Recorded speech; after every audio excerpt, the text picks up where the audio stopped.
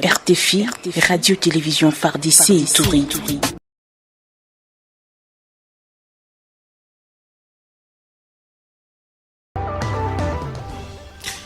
Mesdames et messieurs, bonsoir. C'est l'honneur pour nous d'être au micro de la radio-télévision FARDC Ituri pour vous informer avant tout les sommaires. RTFI. Au nord Kivu, plus 100 miliciens Maïmaï se sont rendus aux forces armées de la République démocratique du Congo ce jeudi 2 octobre de l'année en cours. Ceci dans le territoire de Lubero, au nord Kivu. Restez avec nous pour en savoir plus. RTFI. La coalition FARDC UPDF a mené un pilonnage intensif contre plusieurs positions des ADF dans la forêt de Babila Bakwanza après Lolo Village. Restez avec nous pour en savoir plus dans ce radio-journal. RTFI. Qui peut être réellement appelé leader communautaire? Pourquoi ce rôle est-il si crucial dans un contexte comme celui de l'Ituri? Tentative de réponse dans les minutes qui viennent. RTFI. Mesdames et messieurs, c'est tout pour les sommaires. Vous aurez également droit aux actualités nationales, internationales et sportives. David Lunde Kazadi, je vous présente cette belle édition vespérale. La mise en onde est de James Maurice. Bonsoir. RTFI, radio-télévision FARDC. Ouvrons cette édition par cet élément. La coalition FARDC UPDF a mené le 2 octobre 2025 un pilonnage intensif contre plusieurs positions des ADF dans la forêt de Babila Bakwanza près de Loloa. Selon Arachid Modeste, vice-président des jeunes de Loloa, cette opération a entraîné lourde perte du côté ennemi et aux forces conjointes de sécuriser la zone, tandis que les ADF se sont repliés en débandade vers la chefferie de Walese Vukutu en territoire d'Irumu. Il s'explique en ce terme. On a compris que c'était un accrochage entre coalition UPDF et FARDC contre les ennemis de la paix, les ADF, avec leur système de combat asymétrique. Ils voulaient faire l'excursion au village Mbenzu pour traverser, aller dans la forêt de Kwedekwede. Mbenzu, c'est un village situé à 5 km du village Loloa, la route qui mène vers Mambasa. À 21h30, une heure après, nous avions vu 3 chars de combat de UPDF passer pour aller renforcer l'équipe qui était sur terrain. On était inquiets, puis on a compris, on a alerté la population pour dire que non, c'est nos vaillants militaires qui sont en train de se battre. Et on a calmé les gens parce que l'ennemi n'avait même pas eu l'état de répondre. Ils étaient entrés dans l'embuscade qui était tendue par la mutualisation des forces UPDF et FARDC. Alors, pour le moment, la situation est calme sur terrain parce que depuis 23h, on a compris qu'il y avait silence. Le matin, vers 6h, nous sommes rendus sur place, sur les milliers de drames. On a constaté qu'il y a un corps sur les grandes routes, mais il y a des sacs partout aux alentours. Le bilan provisoire, c'est que nous avions vu. Dans la forêt, on estime que il y a plus de 20 ans. En justice, la cour militaire de l'Ituri a auditionné des renseignants dans l'affaire opposant l'auditeur supérieur militaire, ministère public au colonel Guerre Kengu et commissaire supérieur adjoint Kagamina Tiabela Noël poursuivi pour violation des consignes et vente de munitions de guerre. Il s'agit du colonel Moutima, chargé des renseignements, mais aussi le chef de la chefferie de Babila, de Basile Jarive, Toyabo Katoga, qui ont déposé tour à tour au sujet de l'organisation ou non de la patrouille de combat à commande centre et environ avant, pendant et après l'attaque des rebelles ADF dans la nuit du 26 au 27 juillet dernier. Et c'était lors de son audience publique de ce vendredi 3 octobre 2025. Poursuivons cette édition du journal comme annoncé au sommaire. Plus de 100 miliciens Maïmaï se sont rendus aux forces armées de la République démocratique du Congo le jeudi 2 octobre de l'année en cours dans le territoire de Lubero au nord Kivu. C'est le résultat des efforts du gouverneur de province, le général-major Évariste Kakoulé. Parlons-en avec vous, Guylaine Kaumula. Ils sont au total 104 hommes, porteurs d'armes et munitions, Ici du mouvement Front Patriotique pour la Paix, Armée du Peuple, FPPAP, des généraux autoproclamés Kabido qui se sont rendus jeudi 2 octobre au gouvernement congolais à Ivingu, dans les territoires des Lubero.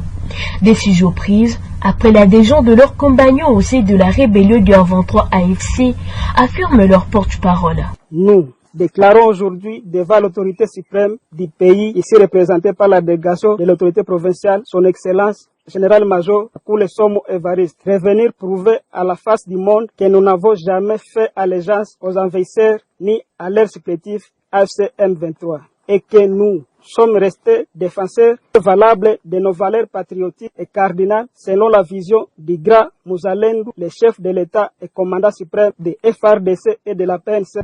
Au cours de ces cérémonies qui s'est tenue à la dernière ligne de front dans les Lubero, le gouverneur militaire de la province du Nord Kivu, le général-major Kakule Somo Evariste, a salué la détermination de ces éléments. Il les a exhortés ainsi à soutenir les efforts de paix prônés par les chefs de l'État congolais. Ni furaha sana kuona kama mnakuja kwa serikali ya Congo wa gouvernement. Vous vous êtes rendu par votre propre volonté au gouvernement congolais et la nation vous sera reconnaissante. Vous vous engagez alors à combattre les ennemis de la RDC, dont le M23/AFC/RDF et l'ADF. Je vais ainsi faire rapport à ma hiérarchie pour la suite de votre processus de reddition. La cérémonie de la reddition a eu lieu devant les commandants des opérations Soukola en Grand Nord et Front Nord, le coordonnateur de VDP et les commandants de l'armée ougandaise. Béni, Gulen Kaoumula, RTFI. Nous l'avons dit au sommaire, qui peut être réellement appelé leader communautaire. Pourquoi ce rôle est-il si crucial dans un contexte comme celui de l'Ituri? Dans une interview accordée à la radio-télévision FARDC Ituri ce vendredi 3 octobre 2025, Emmanuel Bati Kukwabo, notable de l'Ituri, a défini ce concept et a expliqué ses responsabilités et le rôle qu'un tel acteur peut jouer dans la cohésion sociale. On l'écoute au micro d'Esther Fouamba. Et nous allons ici citer seulement 5 traits principaux. Le premier trait, c'est la capacité à formuler une vision. Un leader doit être capable de formuler une vision. Le deuxième trait, c'est la capacité à créer et à définir un projet mobilisateur. Un leader, c'est celui-là qui a un projet mobilisateur. Donc il a cette capacité de créer, de définir clairement un projet mobilisateur. Le troisième trait, c'est le charisme suffisant. Il doit disposer d'un charisme suffisant pour opérer autour de lui un ralliement. C'est-à-dire ceux qui sont autour de lui doivent s'allier à son projet, qui est un projet mobilisateur. Et on dit aussi qu'un leader est celui-là qui est investi par les groupes. En d'autres termes, ce n'est pas un dictateur, il ne s'impose pas, c'est plutôt les groupes qui les qualifient de leaders. Et enfin, on dit qu'un leader doit être capable de mettre en œuvre une coopération avec ses collaborateurs, encore avec ses proches. Et dans notre contexte ici, un leader qui sort justement d'une communauté, c'est celui-là qui collabore avec la communauté et qui est investi par la communauté et qui dispose d'un charisme suffisant pour convaincre et pour opérer un ralliement autour de son projet, qui est un projet mobilisateur. Alors, chez nous en Ituri, d'une manière concrète, qu'est-ce qu'on observe? Les leaders, il y a des leaders. Le leader est d'abord accepté au niveau de la base, c'est-à-dire il a un mot à dire et il communique avec sa base.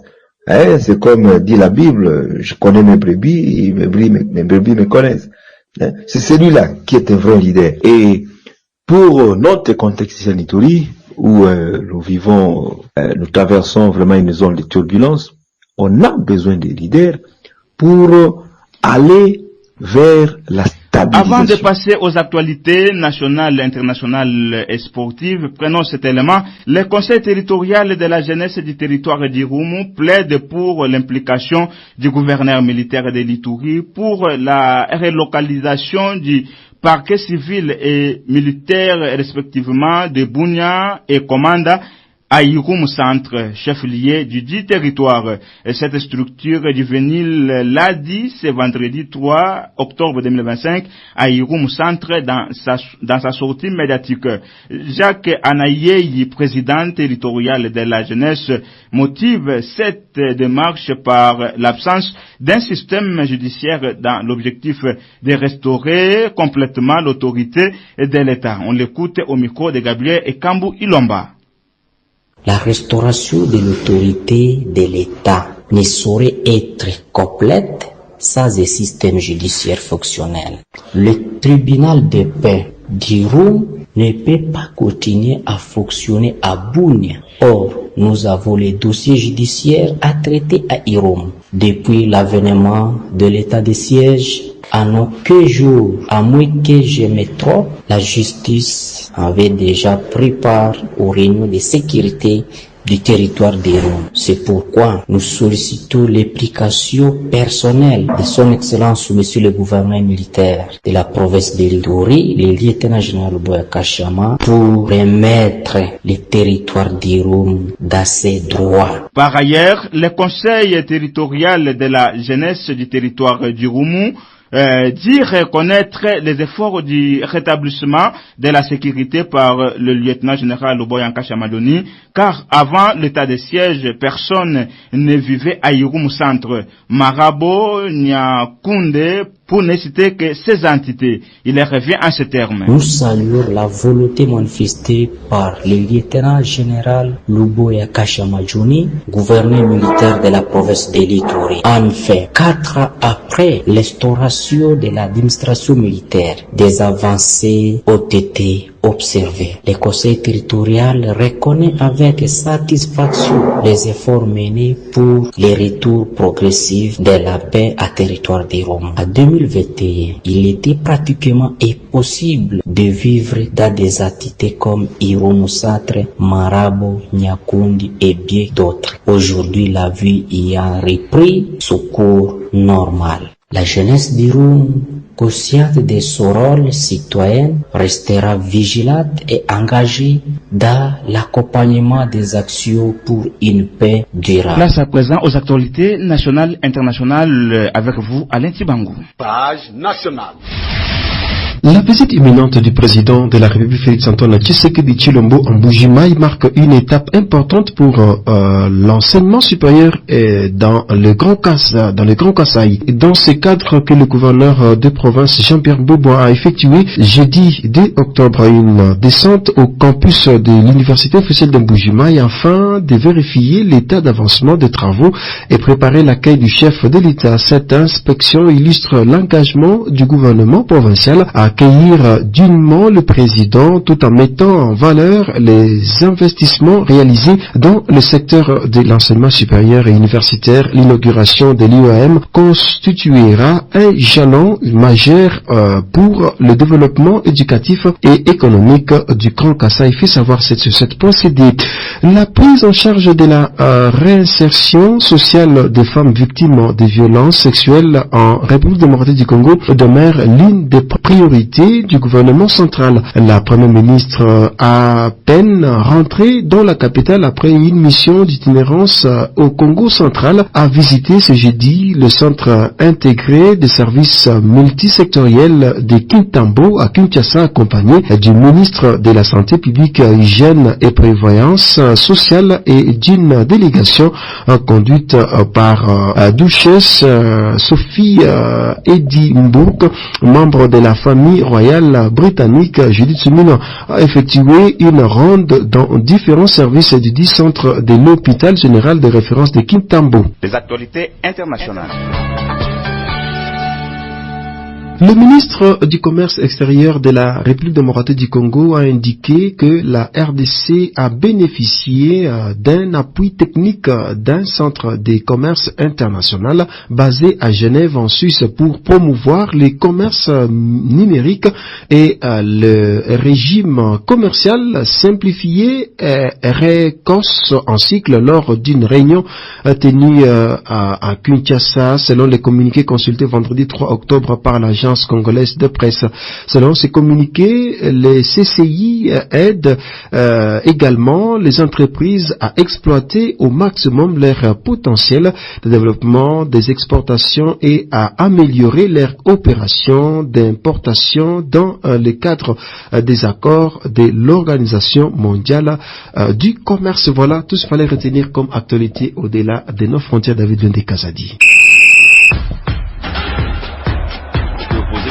On démarque du côté congolais. Bakambu, il y a beaucoup d'espace dans cette défense du Libéria. Bakambu pour le but côté. Et le stade c'est partir de la Pentecôte qui exulte. Alors, les activités sportives restent dominées par le FC Montbleu, qui est un club de football basé à Bunia, dans la province de l'Ituri en RD Congo. Alors, il est question ici de vous présenter quelques informations de ce club de football. FC Montbleu a remporté le tournoi de l'indépendance organisé à Durban en 2024 en battant l'AS Nyuki de Butembo en finale sur le score de 2-0. L'équipe a également réalisé un exploit en demi-finale de la compétition en renversant la vapeur après avoir été mené 2-0 par le FC Ouragan pour finalement s'imposer 3-2. Le club évolue actuellement en Ligue D, zone de développement Est Groupe A. Lors de la première journée, il a fait match nul contre le CS Eldorado, un but partout. Selon le président René Pigua, président du club, l'objectif est de remonter en Ligue 1 lors de la saison prochaine.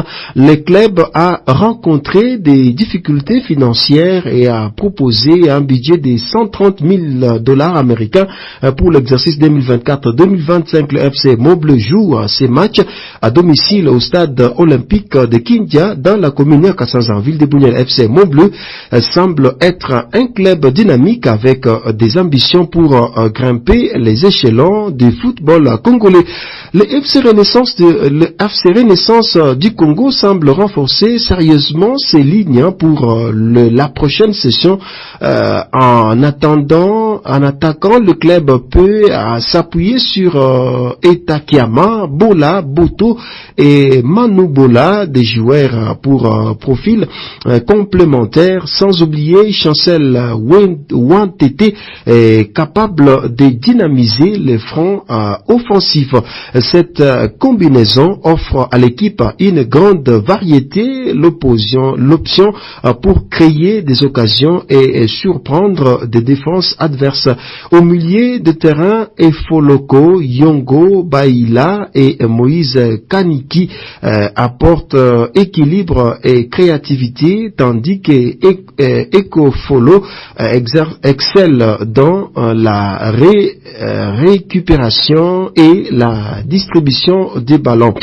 En défense, le général Ndongala Liwanda impose son autorité, sa capacité à organiser la ligue arrière et à anticiper les actions adverses, renforce la solidarité de l'équipe avec un effectif combinant gêne et expérience, talent individuel et cohésion collective. Le FC Renaissance a toutes les cartes à main pour perturber la hiérarchie et se faire un nom dans le championnat national. Voilà tout ce qu'il fallait retenir comme actualité sportive en ce soir. David Wende Kazadi. Merci beaucoup à vous, Alain Tibangou, de nous avoir brossé des actualités nationales, internationales et sportives. Mesdames et messieurs, c'est par ici que prend fin cette édition du journal. Si vous nous avez pris en cours de diffusion, voilà les rappels des titres. Au Nord Kivu, plus de 100 miliciens Maïmaï se sont rendus aux forces armées de la République démocratique du Congo FARDC ce jeudi 2 octobre de l'année en cours. Ceci dans le territoire de Lubero au Nord Kivu. Vous avez écouté dans ces radios journal. La coalition FARDC-UPDF a mené un pilonnage intensif contre plusieurs positions des ADF dans la forêt de Babila Bakwanza près de Lolo village. Vous avez également écouté les détails dans cette édition du journal. Qui peut être réellement appelé leader communautaire? Pourquoi ce rôle est-il si crucial dans un contexte comme celui de l'Ituri? Notable Bati Kukwabo a donné des réponses quant à ces. Et vous avez eu à recevoir les actualités nationales et internationales et sportives avec Alain Tibangou. C'est par ici, mesdames et messieurs, que prend complètement fin cette édition du journal présenté par David Louende Kazadi, mise en onde par James Maurice. Tous, nous sommes sous la coordination du lieutenant Gilles Ngongo. Portez-vous bien. Au revoir.